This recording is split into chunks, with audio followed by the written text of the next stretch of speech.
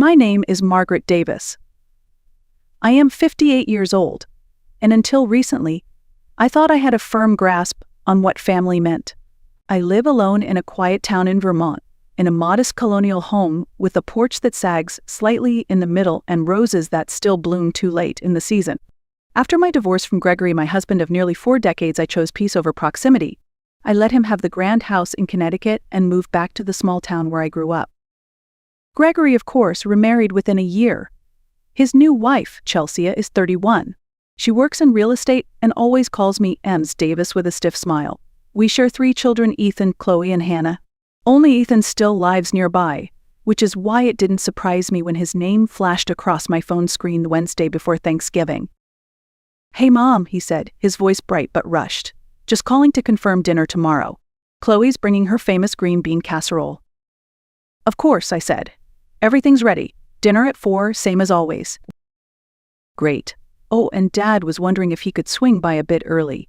He said he has some documents he needs you to sign." I paused. My eyes drifted to the list I had on the fridge.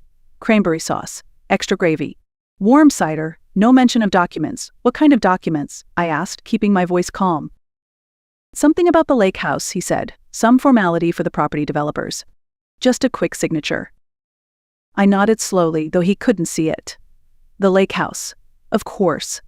Gregory had insisted we keep it in both names after the divorce for tax purposes, he said. We had built 1,000 memories there. I had not been back in years. "Fine," I replied. "Tell him to come around 3. "Thanks, Mom. One more thing, Chloe might be bringing a guest. Just a heads up." "That's fine," I said. "There will be plenty of food." After we hung up, I stood still in my kitchen, the silence loud around me. I had hosted Thanksgiving for 30 years, but something told me this one would be different. At exactly 3 o'clock the next day, my doorbell rang. I wiped my hands on my apron and opened it to find Gregory standing there, perfectly polished as ever. His silver hair was combed back, his charcoal coat buttoned neatly, and his cologne, the kind Chelsea probably picked, hung in the air between us like a cloud. "Margaret," he said with that rehearsed smile, "you look well. Come in, Gregory." He stepped inside like he still owned the place, his eyes drifting over the living room as if to inventory what had changed. I led him to the small parlor where the fireplace was already lit. "Ethan said you have something you need me to sign," I said. Yes, just a quick thing really." He pulled an envelope from his leather satchel. "The developers need signatures from both co-owners of the lake house. Nothing serious." "Lake house?" I narrowed my eyes. "What exactly are they developing?" "A resort, condo, spa, golf course. It's quite a high-end project. Very profitable." "You're selling it?" Gregory hesitated. "Ethan didn't tell you?" "No," I said flatly. "Well, yes. We've been in talks for a few months now. It's a solid offer. The property's been sitting there unused for years." My hand clenched the armrest of the chair. Gregory and I had bought that lake house during the best years of our marriage. It was the one place untouched by the divorce, the place where the kids had learned to swim, where Hannah had told us she wanted to be a writer, where we had celebrated birthdays and survived long, rainy weekends with board games and too much cocoa. "Why didn't you tell me?" I asked. "I assumed Ethan would, and besides, the documents are just a formality. You sign, I sign, and it's done. Simple." He smiled again. That smile had once charmed clients and closed deals. Now it only made my skin crawl. "How much are they offering?" He named a figure. It was more than I expected. Enough to fund retirement. Even split in half, it was significant. "And when were you going to tell me about my share?" Gregory's face tightened. "Well, technically, the initial purchase came from my premarital assets. My lawyer has the documentation." "That's not true, and you know it," I said. "We bought it 10 years into our marriage, with money we saved together." His voice lowered. "Margaret, please. Let's not make this more difficult than it needs to be." "No, Gregory. Let's not make it dishonest either." We sat in silence, the paper still unopened on the table between us, and for the first time in years, I no longer felt small in his presence. By 4 o'clock, the house was full. Ethan arrived with his wife Laura and their teenage son Max. Chloe came shortly after, dressed in a sleek gray blazer and introducing a young man named Devin, her business partner, apparently. Then, to my surprise, my oldest daughter, Hannah, stepped through the door. "Mom," she said quietly, hugging me with cautious arms, "I hope it's okay I showed up. Ethan told me last minute, and I thought it was time." "Of course," I said, holding her a little longer than necessary. "It's been too long." We gathered in the dining room, where I had laid out the good china and the linen napkins from my mother's collection. The roast turkey glistened, the candles flickered, and for a brief moment it almost felt like family again. Gregory sat at the head of the table, as he always used to. I took the other end, carving knife in hand. "Before we eat," he said, lifting his wine glass, "I'd like to offer a toast. To new beginnings and to family, whatever shape it takes." "To family," they echoed, glasses clinking. I forced a smile and began carving the turkey. Plates passed, small talk flowed, and then Ethan cleared his throat. "We have some news," he announced, reaching for Laura's hand. "I've accepted a new position at Dad's firm. We're moving to Zurich." "Zurich?" I asked, looking up. "It's a great opportunity," Ethan continued. "Better schools for Max, better everything. And the compensation includes a housing stipend and relocation bonus." "That's wonderful," I said slowly. "And how is this connected to the lake house?" Laura answered for him. "Part of the proceeds will be used to help us settle in. Renovate the home we'll be buying overseas." "Renovate?" I asked. "I haven't signed anything yet." Chloe leaned forward. "Mom, we also hoped some of the funds could support my startup. It's growing fast, and a little capital injection now could mean a lot." "I see," I said. "So you've already decided how to spend the money. My money." "It's not like that," Ethan said quickly. "We just assumed that I wouldn't need it, because I'm older, because I live alone." A silence fell over the table. I looked at each of them one by one. And suddenly the food on the table, the flowers, the effort, it all felt like a setup. I wasn't the host, I was the mark. The tension hung heavy in the air, thicker than the steam rising from the mashed potatoes. I set down the carving knife with care and folded my hands in my lap. "So let me understand," I said calmly.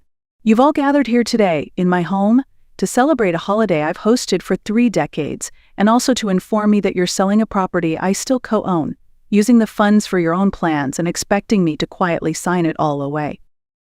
"Mom," Chloe said, her tone tired, "it's not about taking anything from you. It's about helping the family move forward. You don't even use the lake house." "That doesn't mean I want to sell it." Ethan stood, placing both hands on the table. His voice dropped, tense and sharp. "You're making this harder than it needs to be. Dad offered you a clean way out. We're trying to include you, not fight you." "Include me?" I laughed, a short, bitter sound. "You decided everything without me. This isn't inclusion. It's ambush." Gregory leaned forward, his eyes cold. "Margaret, I suggest you think about the bigger picture. This is a matter of legacy, of planning for the next generation. Let's not let your emotions cloud what's best for everyone." I stood up, pushing my chair back slowly. "You mean what's best for you? For Ethan? For your image? You're not concerned about legacy, you're concerned about control." "Margaret," Ethan warned, "don't push this." "Or what?" I asked, staring him down. And then, it happened. So fast I didn't even register the movement until the heat bloomed across my face. Ethan's hand connected with my cheek in a sharp, open-handed slap that sent me stumbling into the serving cart behind me. The china platter crashed to the floor, shattered in 100 pieces. Gasps echoed. Laura covered her mouth. Chloe froze. Hannah stood in horror. But I didn't cry. I didn't scream. I straightened my back, touched my burning cheek, and looked Ethan in the eye. "Thank you," I said quietly. He blinked, stunned. "What?" "You just showed everyone exactly who you are, and more importantly, who I've been all these years." I reached for the leather folder I'd placed in the cabinet earlier that day, knowing this moment might come. A lifetime of being underestimated had finally come to an end, and I was ready. I placed the leather folder on the dining table with deliberate calm. My fingers trembled only slightly as I unfastened the clasp and pulled out the first document. "What is that?" Gregory asked, suspicion tightening his voice. "Proof," I said simply, "and protection." I slid a deed across the table to him. "The lake house, Gregory? 3 years ago you signed a set of documents your assistant brought you during that chaos at work. Remember the week your company was under audit?" He looked down, his eyes scanning the paper, his face darkened. "This is a forgery." "No," I replied. "It's perfectly legal. You signed it. In front of 2 witnesses. Your assistant at the time, Daniel, notarized it. The lake house has been solely in my name for 3 years." "That's not possible," he growled. "Check the county records if you'd like." Ethan had slumped back into his chair, his face pale, the red imprint of his slap still hot on my cheek. The rest of the table remained frozen. I wasn't finished. I reached into the folder and pulled out a second file, thicker, heavier. I laid it beside the deed. "This," I said, "is the forensic audit I commissioned 2 years ago. It tracks every dollar you siphoned into offshore accounts before our divorce. Every shell company, every falsified transfer. You've been laundering money, Gregory. And I have the proof." Gregory's face went gray. His hands curled into fists. "You wouldn't dare." "Wouldn't I?" I looked at Chloe, at Ethan, at Laura, at Hannah. "You all thought I was just the woman who kept the house clean, made the turkey, sent birthday cards. But I was watching, learning, and preparing. While your father built his empire, I built my own defense." "This is blackmail," Gregory hissed. "No," I said. "This is consequence." I turned to Ethan. "Do you know what your father said to me after you hit me?" "He told me I was unstable, hysterical, that committing me was the only solution." Chloe gasped. "You were going to have her institutionalized?" Gregory snapped. "That's enough." "No," I said, my voice sharp. "We are far from done. You all want something from me, my signature, my silence, my assets. But I want something too. Gregory, you have one chance to set things right. Return the money you stole during the divorce. Publicly acknowledge your misconduct, and stay away from me and this house. If not, these files go to the SEC, the IRS, and every journalist I can find, and I assure you they'll be very interested." For once, the room was truly silent. No one dared to breathe. I had their attention now. The next morning, I stepped into the law office of Joanne Reed, my college roommate turned attorney. Her office was quiet, elegant, high ceilings, built-in bookshelves, and a glass desk that reflected the morning light. She stood as I entered, her eyes immediately moving to the bruise on my cheek. "Good Lord, Margaret? Are you all right?" "I've been better," I said, managing a tight smile. "But I'm ready." We sat down, and she pulled out a folder from her desk drawer.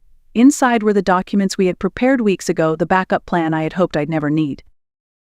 "The Davis Legacy Trust," Joanne explained, "will now hold your home, the lake house, your retirement accounts, and any liquid assets you choose to transfer. The terms are ironclad. No one can contest it, not Gregory, not your children." I signed each page carefully, my signature steady. With every pen stroke, I felt a chain snapping, a weight loosening. "This means," I said, "that if they try to sue me for anything—" "They can't touch you," she confirmed. "The assets are no longer in your name. They are protected." I reached into my bag and handed her a flash drive. "What's this?" "Audio recording. From Chloe's partner. Proof that Gregory planned to have me committed using a complicit psychiatrist. It was all recorded in my home." Joanne's eyes narrowed. "That will come in handy if they try anything further." She tapped a few keys on her computer. "The restraining orders have been drafted as well. They'll be served tomorrow morning, along with a notice of your legal filings. We'll have law enforcement present in case anyone tries to force contact." "And the whistleblower package?" "Ready to send. The SEC, the State Bar Association, the Department of Justice. Just say the word." "Not yet," I said. "Let's give him a chance to choose. If he agrees to my terms, I won't need to go public." "But if he doesn't?" She nodded, understanding. "Then we go scorched earth." By noon, I had completed my legal deposition on video, my face bruised, but my voice unwavering. I told the truth not only about the slap but about the years of silence, the subtle dismissals, the financial abuse, the way I had become invisible, even to my own children. I left her office and drove to the small inn, just outside town where I had booked a room under my maiden name. I turned off my phone, locked the door, and sat in the quiet with a cup of tea. For the first time in decades, I had no fear, no guilt, only resolve. At 9 a.m. sharp the next morning, law enforcement arrived at Gregory's front gate with restraining orders in hand. My attorney texted me the moment it was done. The second team delivered the same documents to Ethan's home, along with copies of the trust filings and legal notices. The surprise on their faces, I was told, was something to behold. Gregory had expected me to be alone, vulnerable, off balance. Instead, he found himself outmaneuvered. I watched the snow fall gently outside the window of my in-room, sipping coffee and waiting for the storm to arrive. It didn't take long. My phone, which I had reactivated temporarily, lit up with call after call. Ethan, Chloe, Hannah? All three. Even Laura. Voicemails flooded and confused, panicked, some begging, some blaming. Gregory didn't call. Instead, I received a message from the chairman of his pharmaceutical company, Mr. John Wallace. He wanted to speak with me directly about concerning information I had recently shared. I returned his call at noon. Ms. Davis, he began, his tone taut. We've received a detailed packet of financial data alleging misconduct by Mr. Gregory Turner. Are these documents authentic? They are. And are you willing to testify to how you acquired them? I am. He hesitated. This will likely trigger a series of internal and federal investigations. That's your responsibility, not mine, I said. My responsibility was protecting myself. Within hours, news of Gregory's resignation broke across the financial press. Turner steps down amid allegations of financial misconduct. His image, once polished and powerful, was now a symbol of corruption and greed. Ethan called again that evening. I let it go to voicemail. Mom, please. I didn't know all of it. I never meant for it to go this far. Dad's unraveling. I don't even know what to believe anymore. I sat in silence, the phone glowing beside me. I didn't need to respond. Everything I needed to say had already been said, with documents, with proof, with action. The collapse had come, not with rage, not with fire, but with facts, law, and a mother who had finally drawn the line. 6 months later, I sat on the back deck of the lake house, watching the afternoon light ripple across the water. The air smelled of pine and freshly cut grass. This place, once just a retreat, had become my sanctuary. I sold the house in town and donated most of what was inside. The crystal, the rugs, the framed family photos, all gone. Not out of anger, but release. I kept what mattered. A few letters, a few books, and this home. Gregory's legal efforts to contest the trust had failed. The courts had upheld the filings, the witnesses, the audio recordings, and the video deposition. His attempt to have me declared mentally unfit backfired in court, especially after Amber, the brave young woman dating my grandson, testified. The judge didn't need long. The follow-up for Gregory was swift. Federal investigations, lawsuits from shareholders, his name removed from company boards, a legacy undone by his own arrogance. Ethan wrote dozens of letters, some apologetic, some defensive. Chloe called twice, left tearful voicemails, then stopped trying. Hannah, who had once said almost nothing, sent a short card in the spring. I hope you're at peace, Mom. I understand now more than I ever did. But I didn't respond to any of them. Only Max, Ethan's son, remained in my life. He called me Grandma without hesitation. He and Amber visited once a month, bringing groceries, helping around the yard, and sitting with me on the dock, listening more than speaking. He saw what the others couldn't, or wouldn't. One afternoon, Max asked quietly, "Do you ever think about forgiving them?" I watched the breeze ripple across the lake where years ago I'd taught my children to swim, where we'd camped and laughed and watched fireworks crack open the sky. No, I said softly, some things aren't meant to be forgiven, not because of bitterness, but because healing sometimes means letting go of the people who hurt you. I turned to him and smiled.